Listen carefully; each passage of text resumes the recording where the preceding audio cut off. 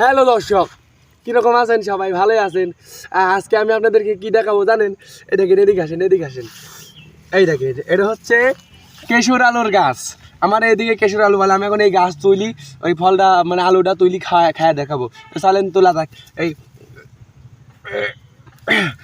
উঠছে দেখি, এই আলু বানাইছে, দেখছেন দেখছেন দেখছেন। কাছে দেখেন দেখেন, এই দেখেন, এই দেখেন। আরে শক্ত গে, হ্যাঁ উঠছে।